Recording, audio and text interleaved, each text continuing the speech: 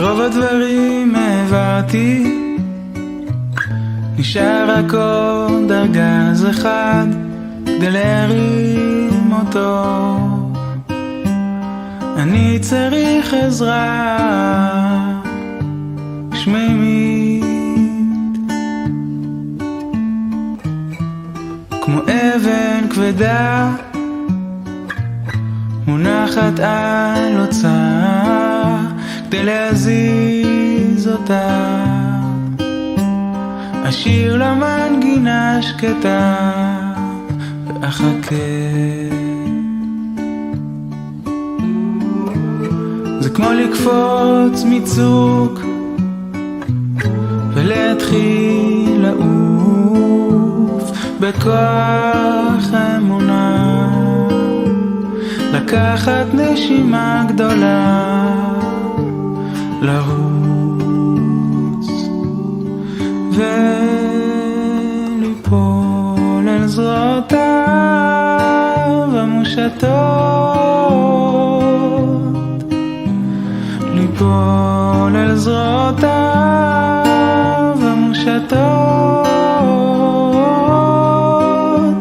של אב הרחמן, אב הרחמן. ולדבר עם נמר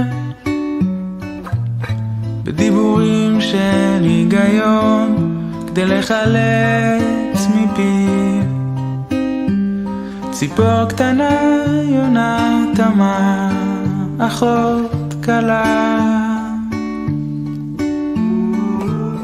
ולעשות שלום ביני לבין עצמי צריך הרבה חוצפה,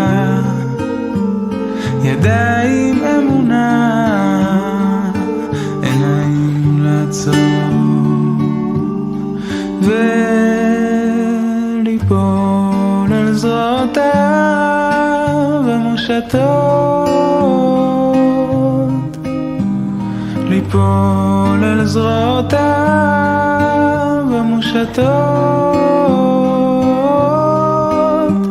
של אב הרחמן, אב הרחמן.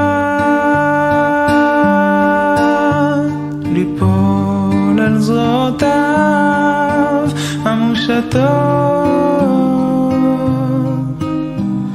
ליפול אל זרועותיו המושטות של אב הרחמן.